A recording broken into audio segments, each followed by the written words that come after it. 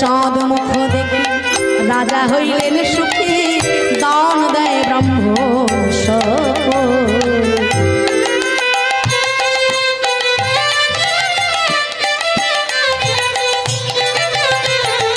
এতদিনের সাধনার ধন, এতদিনের আরাধ্য ধন ঘরে পেয়ে আজকে বিশ্বভানু রাজার মনে আনন্দ ধরে না। ব্রাহ্মণগণকে ডেকে ডেকে তিনি কত রত্ন কত স্বর্ণ অলঙ্কার দান করছেন। চাঁদ মুখ দেখে রাজা হইলেন সুখী, দান দেয় ব্রাহ্মণ সকল।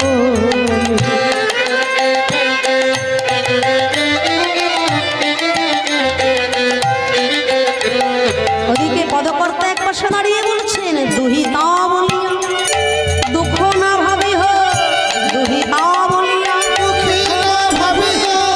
খুব গুরুত্বপূর্ণ জায়গা, একটু মাইনা ভালো করে শুনে দেখো। বলছে কন্যা বলে তুমি মনে মনে যেন দুঃখ করো না। কেন জানো? শুধু যে পুত্র হলেই বংশ উদ্ধার হয় তা নয়, কন্যার মতো কন্যা যদি হয়, যেমন রাধারানী যার কাছে স্বয়ং নারায়ণ বাঁধা, কন্যার মতো কন্যা যদি জগতে আসে, 7 পুরুষ তোমার স্বর্গবাস হয়ে যায়। দুহিতা বলিয়া দুঃখ না ভাবি হো, ইহ উদ্ধারিবে বংশ। জ্ঞান দাসে গায় শুনেছি কমলা, ইহার অংশের অংশ। হরি হরি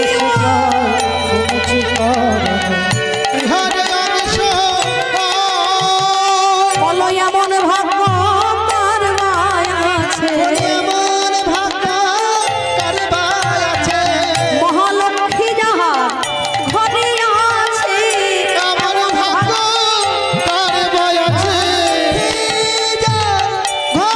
আছে। আমার নারায়ণ বাধা তারি কাছে। হরি হরি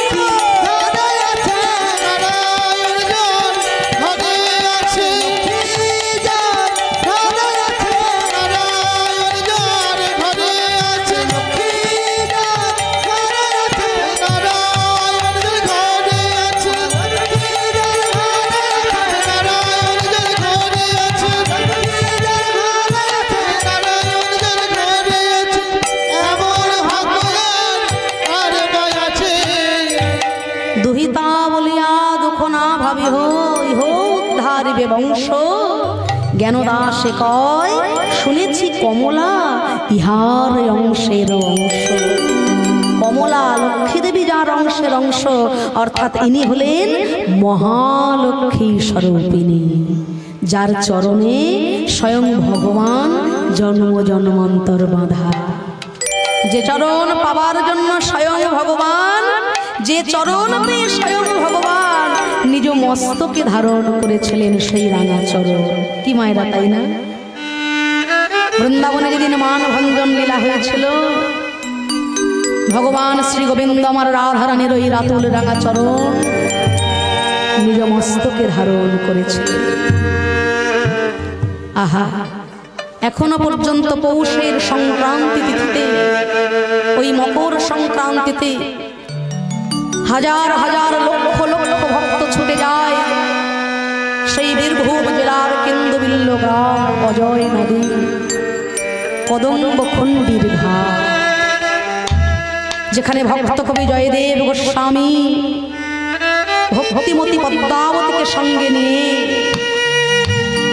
গীত গোবিন্দম রচনা করেছিলেন।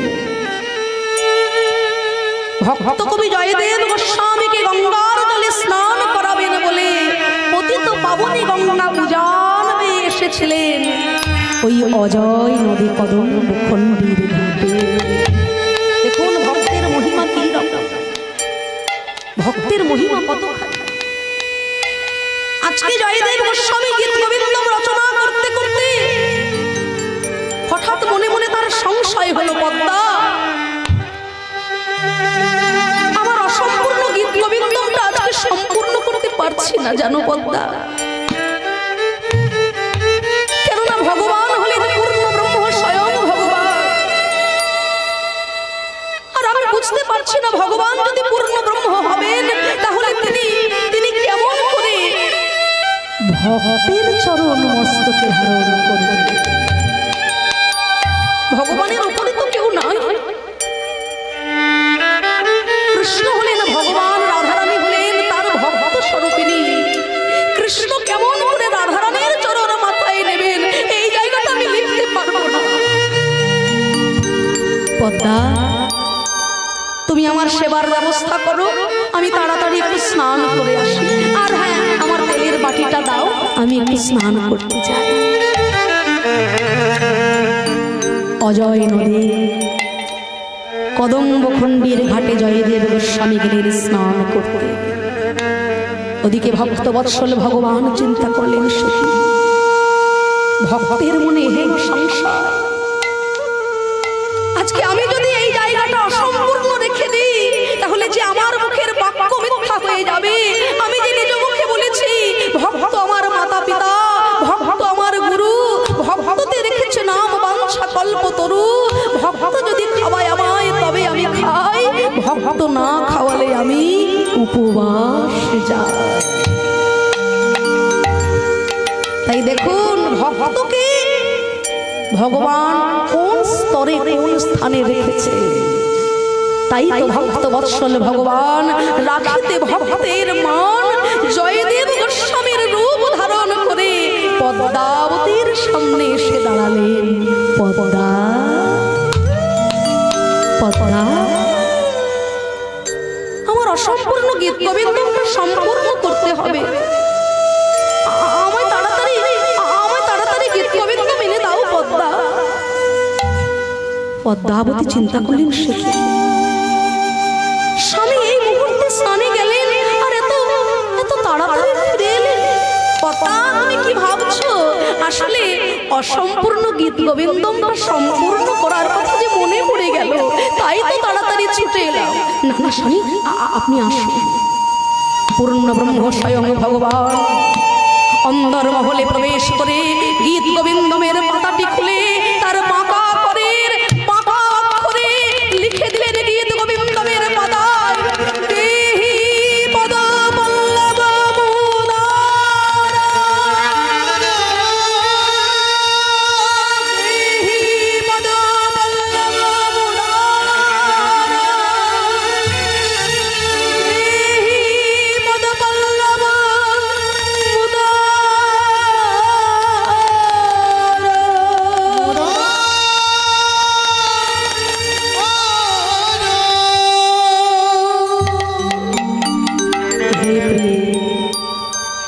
কাম বিষ্ণাশক তোমার ওই রাতুল রাঙা চলো আমার মস্তকে প্রদান করে আমার অঙ্গের জ্বালা আমার মনের জ্বালা তুমি দূরীভূত করো।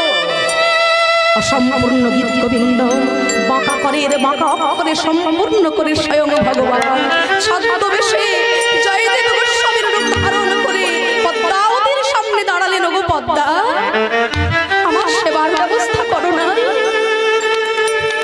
পদ্মাবতী বলছে, স্বামী গো, আজকে বাড়িতে তেমন কিছু ছিল না, তাই আমার কাছে যা ছিল এই শাক অন্ন আমি তোমার জন্য রন্ধন করে রেখেছি। স্বামী, ঘরে যে ছেঁড়া আসনটা ছিল ওই আসনটা পেতে দিয়েছে ভক্তিবতী পদ্মাবতী, আর ভগবানকে সেবা দেওয়ার জন্য ওই শাক অন্ন সাজিয়ে দিয়েছে থালায়। কিন্তু ভক্তিবতী পদ্মাবতী জানে না যাকে সেবা করানোর জন্য কত রাজা কত মহারাজা সোনার থালায় রূপোর থালায় রাজভোগ পরমান্ন ক্ষীর সন্দেশ সাদা মাখন সাজিয়ে রাখে।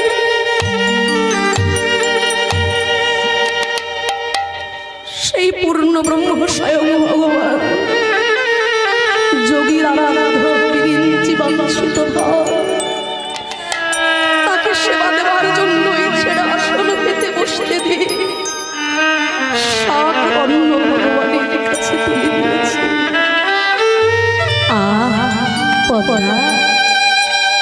তোমার ভালোবাসায় যেন এই শাক অন্ন আমার কাছে অমৃত সমান। তুমি চিন্তা করছো কেন পদ্মা? তুমি কোনো চিন্তা করো না। আচ্ছা সেবা তো হলো, আমার শরীরটা আজ খুব একটা ভালো লাগছে না, আমি বিশ্রামে যাবো পদ্মা। শয়নে কক্ষে ভগবান গমন করলেন।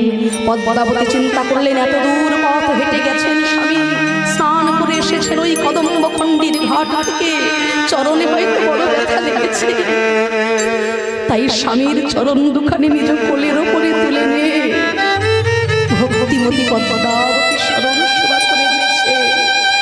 পদ্মাবতী সতী সাধ্বী রমণী জানে না যোগীজি চরণ পাবার জন্য জন্ম জন্মান্তর ধরে যোগ সাধনা করে, ধ্যানীজি চরণ পাবার জন্য যুগ যুগান্তর ধরে ধ্যান করে।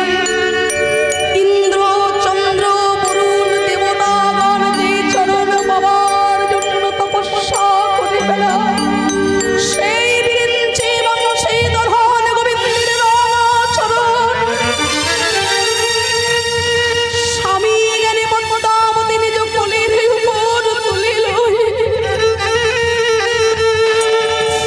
ভক্তিমতী পদ্মাবতী ধীরে ধীরে স্বামীর চরণ সেবা করে দিলেন।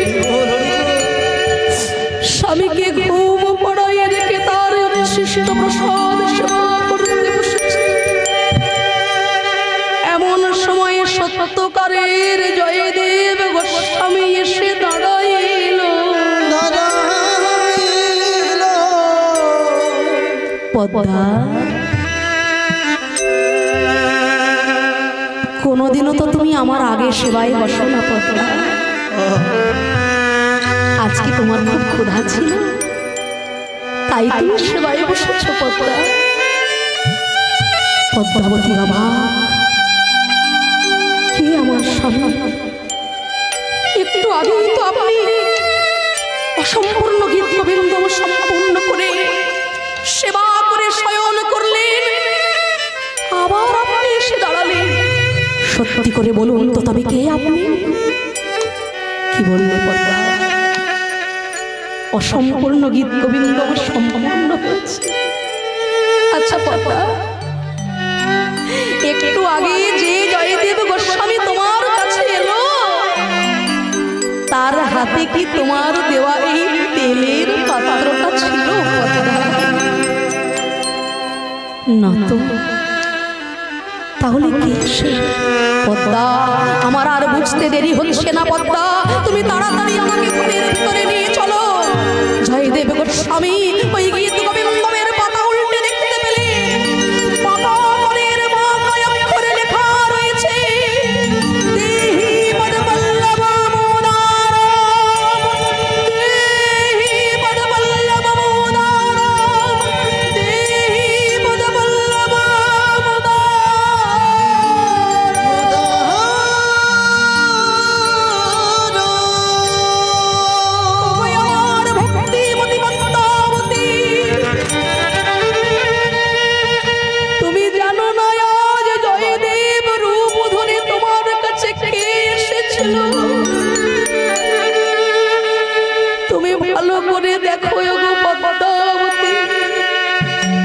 এখনো ঘরে আমার কৃষ্ণ অঙ্গ গন্ধ আছে।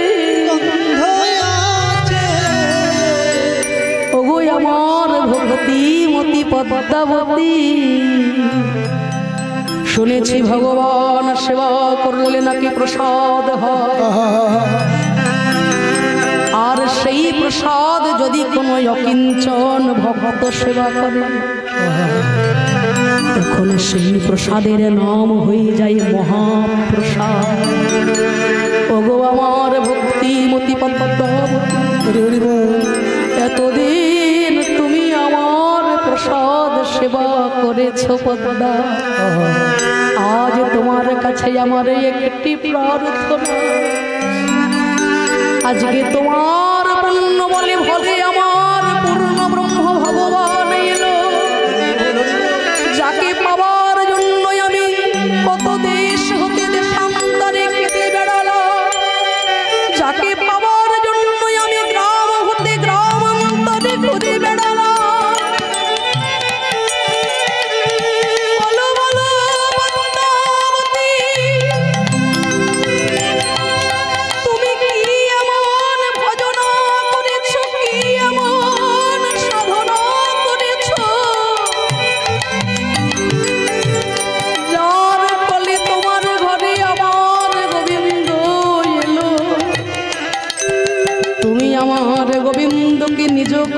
বন্ধন করে সকল সেবা শুধু সেবা দিলে তা নয় পদ্মা, কত যোগীগণ ঋষিগণ যে চরণ পায় না সাধনা করে, সেই চরণ তুমি তোমার কোলের ওপরে বসাইয়ে নিজ হাতে চরণ সেবা করবে। দাও দাও পদ্মা সেই হাত তুমি আমার মাথায়, প্রতি জনমে জনমে যেন তোমার মতো ঘরণী আমি পাই পদ্মা। পদ্মা দাও দাও তোমার ওই উচ্ছিষ্ট প্রসাদ আমায় দাও। এতদিন আমার প্রসাদ তুমি সেবা করেছ, আজ তোমার মতো ভক্তের উচ্ছিষ্ট প্রসাদ সেবা করে আমি আমার নরজনম ধন্য করি। ওগো আমার পদ্মাবতী, তোমার ওই প্রসাদের কিঞ্চিত কণা আমায় দাও, কিঞ্চিত কণা কিঞ্চিত কণা আমায় দাও, আমার নরজন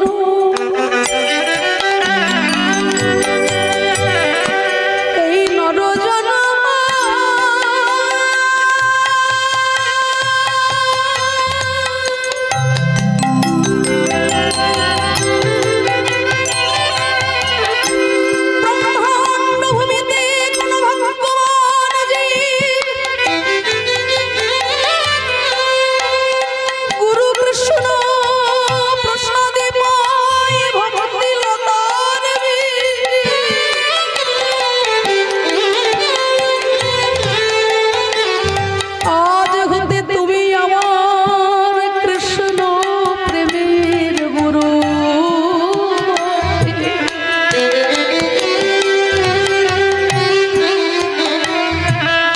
যদি ঘরে বাইরে হওয়া যায় এক মন, তবেই মেলে আমার ব্রজের ব্রজেন্দ্র নন্দ।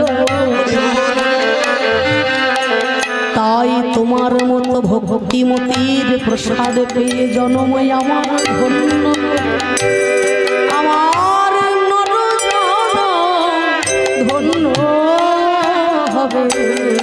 কিঞ্চিত কোনো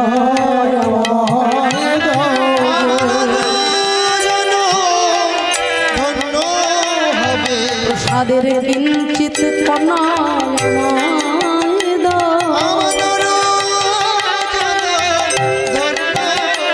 স্বামী তোমার হাতে ধরিয়ার পায়ে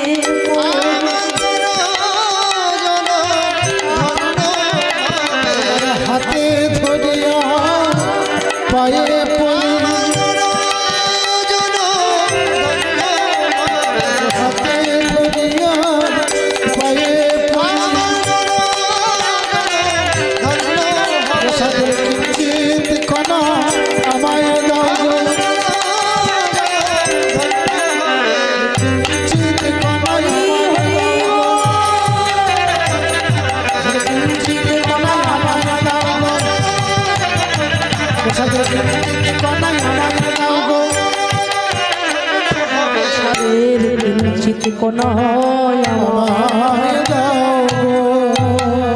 আজ হয়, এখনো হয় সে অপ্রাপ্ত লীলা।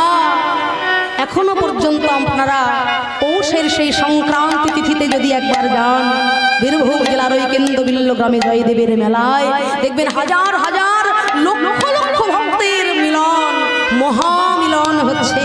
কত সাধু, কত বৈষ্ণব, কত হরি সংকীর্তন, সবাই আসছে ওই কদম্বখণ্ডীর ঘাটে অজয় নদী স্নান করার জন্য। এই ভক্তের চরণ মাথায় নেওয়ার জন্য ভগবান এসেছেন জগতের বুকে। তাই তো রাধারানী আমার জন্মগ্রহণ করেছেন। আর কি আনন্দ সেই বৃন্দাবন ধামে, রাধারানী যদি পূর্ণ ব্রহ্মের স্বয়ং থাকিতে আজকে সারা বৃন্দাবন আজকে আনন্দে মেতে উঠেছে। আজ কি আনন্দ বৃষভানুপুর, ও কি আহারে কি আনন্দ বৃষভানুপুর, ও কি আহারে কি আনন্দ বৃষভানুপুর।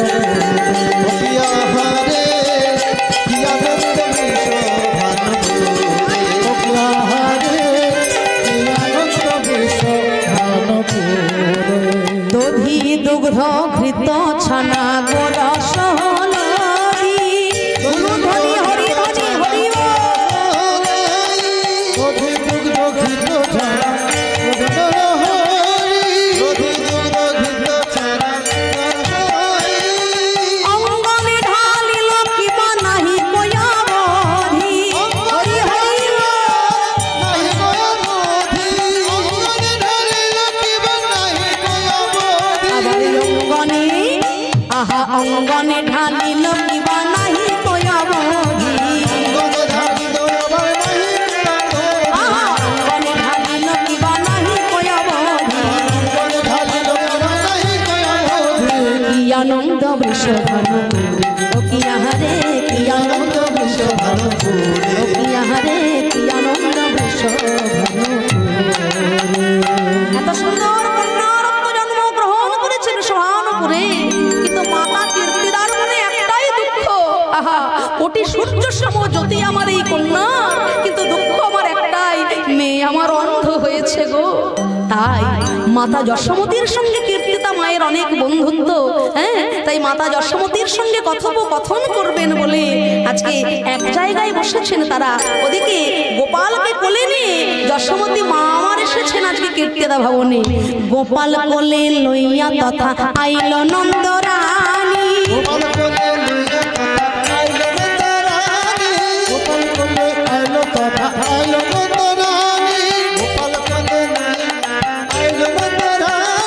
হরষিত হইল রানী হেরি মুখ খানি, হরষিত হইল রানী হেরি মুখ খানি, আনন্দিত হইল রানী হেরি মুখ খানি। হরি হরি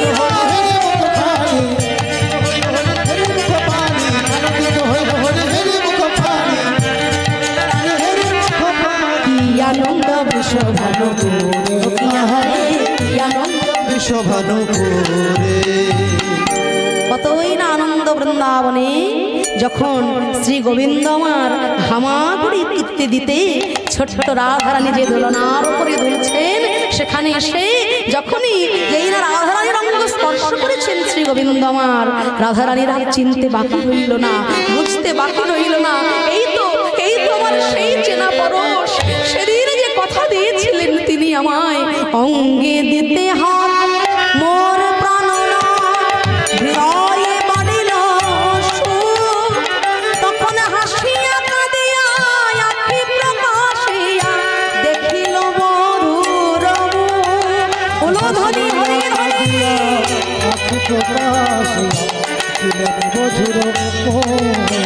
বলে এই তো আমি এসেছি রাধে, একবার নয়ন মিলি চেয়ে দেখো,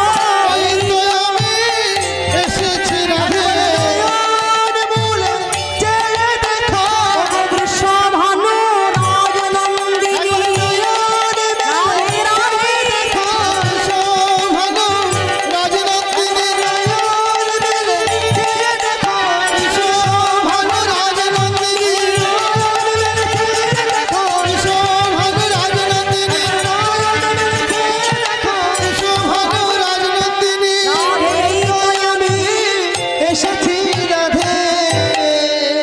গর্গাচার্য মুনি সে যখন দর্শন করছেন, আহা তিনি যখন কৃষ্ণের জন্য গণনা করেছিলেন তখন তিনি অবাক হয়েছিলেন, কেননা নারায়ণ সমগুণে সম্পূর্ণ আমার কৃষ্ণ ভগবান।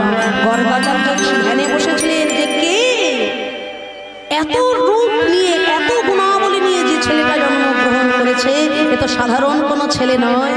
গর্গাচার্য ঋষি ধ্যানে জানতে পারলেন নারায়ণ সমগুণের অধিকারী এই কৃষ্ণ, কিন্তু পূর্ণব্রহ্ম ভগবান নারায়ণের থেকেও আরো 4টি গুণ রয়েছে তার বেশি। নারায়ণ হলেন 60খানা গুণের অধিকারী, আর আমার কৃষ্ণ হলেন 64টি কলায় পরিপূর্ণ। কৃষ্ণ নাম রাখের গর্ব ধ্যানেতে জানি, তাই না? আপনারা অষ্টোত্তর শতনামে শুনেছেন না? এই যে কৃষ্ণ নাম রেখেছিলেন কে? গর্গাচার্য ঋষি, যদুকুল আচার্য যিনি, সেই গর্গাচার্য ঋষি এই কৃষ্ণ নাম রেখেছিলেন।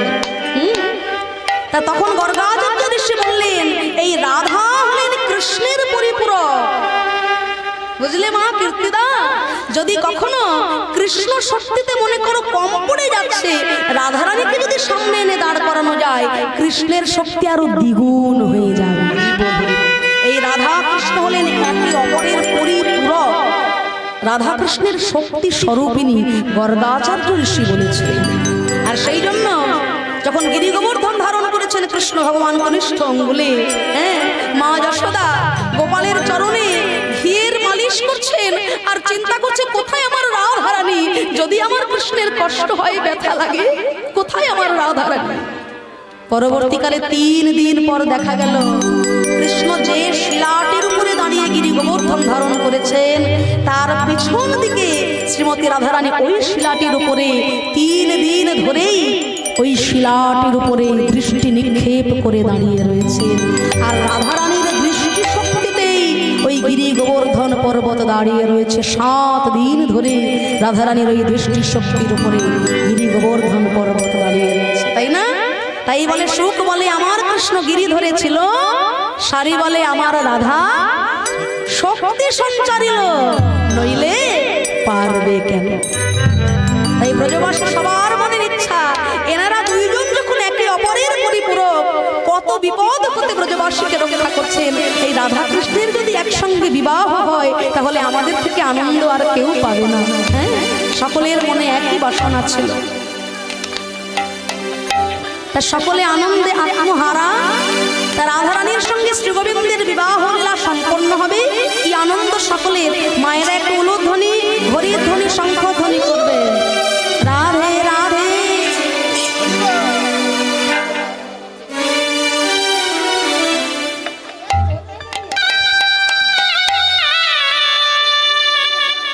জয় রাধে রাধে।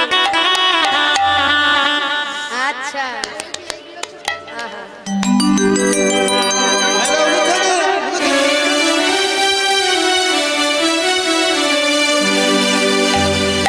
যাইনি তাই। ওরে বাবা রে বাবা, এখনই মাইক ধরবে গো, গান শিখবে গো, গান শিখবে গো, মাটা গান করবে।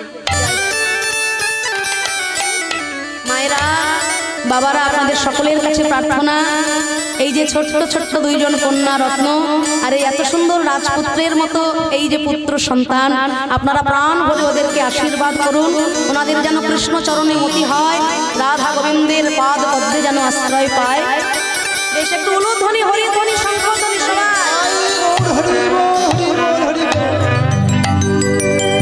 আমাদের প্রিয়ার হবে আয় গো সখী, প্রিয়ার হবে আয় গো সখিয়া, সবাই প্রাণ ভরে উলুধ্বনি করতালি। আয় গো সখিয়া, আমাদের প্রিয়ার হবে আয় গো সখিয়া, আমরা মনের সুখে নাচবো, গাইবো সুখের সীমা নাই। মনের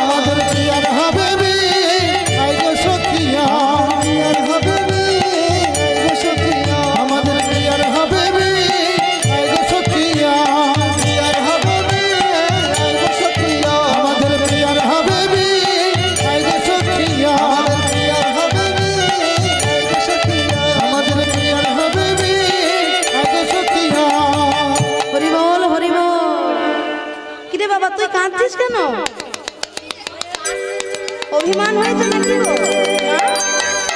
ও মেয়ের ঘরের মেয়ে, বাহ। যাই হোক, এত সুন্দর ভক্ত পরিবার, এরা প্রত্যেকে যেন প্রকৃত কৃষ্ণ ভক্ত হয়।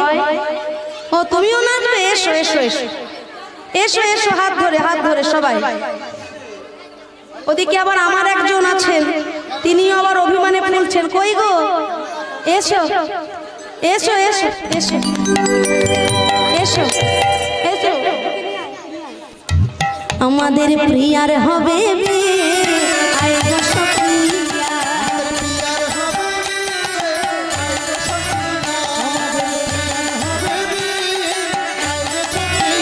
আমাদের প্রিয়ার হবে বিয়ে, আমাদের প্রিয়ার হবে বিয়ে, আয় গো সখিয়া। আমরা মনের সুখে নাচবো গাইব, সুখের সীমা নাই। মনের সুখে নাচবো গাইবো সুখের সীমানা, মনের সুখে নাচবো গাইবো সুখের সীমানা, মনের সুখে নাচবো গাইবো সুখের সীমানা। প্রিয়ার হবে বিয়ে, আয় গো সখিয়া। আমাদের প্রিয়ার হবে বিয়ে, আয় গো সখিয়া। আমাদের প্রিয়ার হবে বিয়ে, আয় গো সখিয়া। সবাই একটু করতালি। ঢাক বাজবে, ঢোলক বাজবে, বাজবে রে শোনাই।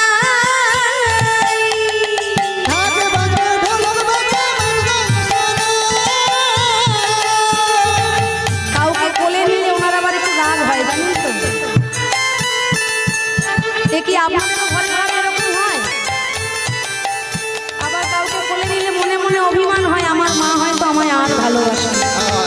হ্যাঁ, তা আমার কপালে ঘরে গিয়ে অনেক দুঃখ আছে, সেই জন্য এখন থেকে একটু সান্ত্বনা দিচ্ছি। আপনারা আশীর্বাদ করবেন, ও যেন প্রকৃত কৃষ্ণ ভক্ত হতে পারে, ও যেন মায়ের সাধনা করতে পারে। যে বংশে ওর জন্ম, ঠাকুর শ্রী রামকৃষ্ণ পরমহংসদেবের ষষ্ঠ পুরুষ হয়ে এসেছেন। আমার শ্বশুরমশাই বলতেন এ বংশে সবাই আসতে পারে না, নিশ্চয়ই ওর কোনো সুকৃতি আছে, তাই ও তোর ঘরে এসেছে। তাই আপনারা কৃষ্ণ ভক্ত হরিভক্ত প্রাণ ভরে আশীর্বাদ করবেন, ও যেন প্রকৃত মানুষের মতো মানুষ হতে পারে। হ্যাঁ, ও যেন মানুষের মতো মানুষ হতে পারে, ও যেন এই বংশের মুখ উজ্জ্বল করতে পারে। ভবতারিণী মায়ের সেবা করে যেন প্রকৃত মানুষ হয়ে মানুষের পাশে দাঁড়াতে পারে। হলুদ ধ্বনি হরি ধ্বনি, সবাই গান করবে।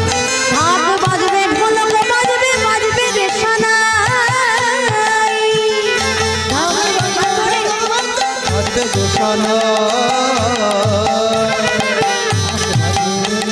বাজবে গো সোনা। আমার স্বামী যে তোর জগৎ স্বামী ঠাকুর বানাই। প্রিয়ার হবে বিয়ে, বাজবে রে সোনা। প্রিয়ার হবে বিয়ে, প্রিয়ার হবে বিয়ে, আয় গো সখিয়া। আমাদের প্রিয়ার হবে বিয়ে, আয় গো সখিয়া। হলুদ ধ্বনি। আমাদের প্রিয়ার হবে বিয়ে, আয় গো সখিয়া। আমাদের প্রিয়ার হবে বিয়ে, আয় গো সখিয়া। আমাদের প্রিয়ার হবে বিয়ে, আয় গো সখিয়া। আমাদের প্রিয়ার হবে বিয়ে, আয় গো সখিয়া। নমস্কার সময়ত ভক্তমণ্ডলী, আমার সেনের ছোট ছোট ভাই বোনেরা, অতকার আজকে এই হরিবাসরে মুগ্ধ হইয়া আমাদের যিনি এই হরিনাম সংকীর্তন করছেন জগন্নাথ সাউ, প্রত্যেকে 200 টাকা করে পুরস্কৃত হচ্ছেন। আশা করি আপনারা সমর্থন করবেন, ইনি সাধনে গ্রহণ করবেন এবং সবাই মিলে এই দুটো লাদ্রিকে আশীর্বাদ করবেন, যেন এরা বড় হয়ে যেন এই কীর্তনে হয়। হৃদয় গৌর প্রেমানন্দে হরি হরি বল।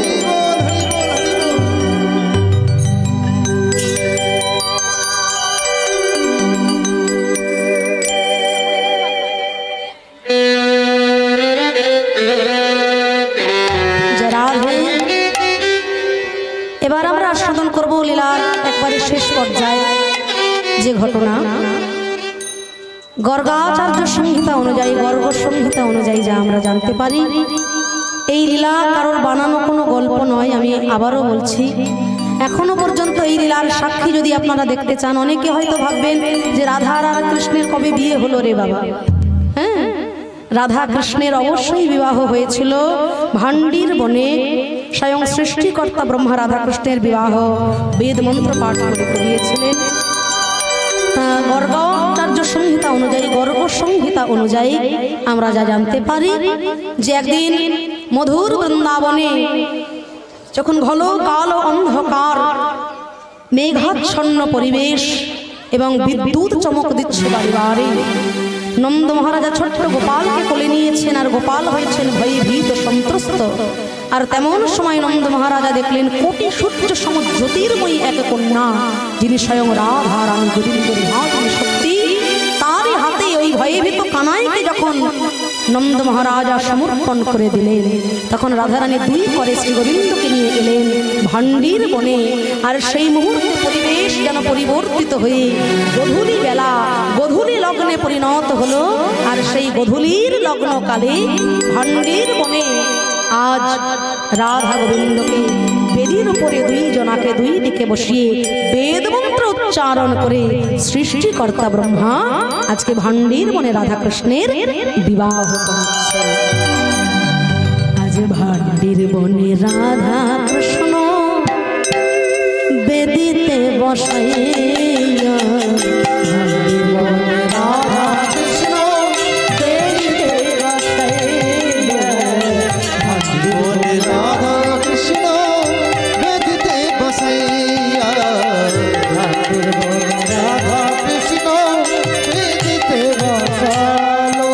আজ বিবাহ পড়ানো ব্রহ্মা ভক্তি যুক্ত হইয়া, বিবাহ যুক্ত ভক্তিযুক্ত হইয়া, বিবাহ করালো ব্রহ্মা ভক্তিযুক্ত হইয়া, ভান্ডির বনে রাধা কৃষ্ণ বেদিতে বসাইলা, ভান্ডির বনে রাধা কৃষ্ণ বেদিতে বসাইয়া, ভান্ডির বনে রাধা কৃষ্ণ বেদিতে বসাইলা।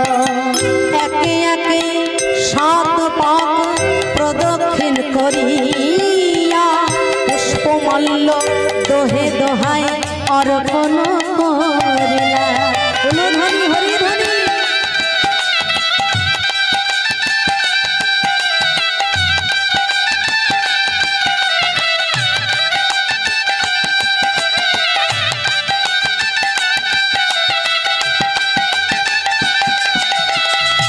একে একে সাত পাক প্রদক্ষিণ করিয়া, পুষ্পমাল্য দোহে দোহাই অর্পণ করিয়া। আর বিধি মতে সিদ্ধিখানি সিন্দুরে রাঙাইল, দেখি সব সখীগণ জয় ধ্বনি কইল। দেখি সব সখীগণ জয়ধ্বনি কহিল, এইবার স্বর্গ হইতে পুষ্পবৃষ্টি করে দেবগণ, জয় জয় রাধা কৃষ্ণ ভরিল ভুবন। ভান্ডির বনে রাধা কৃষ্ণের হইল মিলন, প্রেমানন্দে হরি বল যত ভক্ত। বলো ধনি হরি ধনি। রাধা কৃষ্ণ বেদিতে বসাইল, বনে রাধা কৃষ্ণ বেদিতে বসাইয়া, রাধা কৃষ্ণ বেদিতে বসাইল। সবাই হরি হরি বল ভাই, হরি হরি বল ভাই, ওই যুগল মিলন দর্শন করে হরি হরি বল ভাই। যুগল মিলন দর্শন করে, প্রেমানন্দে বাহু তুলে যুগল মিলন দর্শন করে, আনন্দে বাহু তুলে, যুগল মিলন দর্শন করে, যুগল মিলন দর্শন করে। সবাই হরি হরি বল। আসুন এই ভান্ডির বনে রাধা কৃষ্ণকে আমরা যুগলে দেখে আমরা ভজনের মাধ্যমে লীলা বিশ্রামের দিকে যাব। কি গো মায়েরা, তোমাদের শীত শীত করছে না নাকি?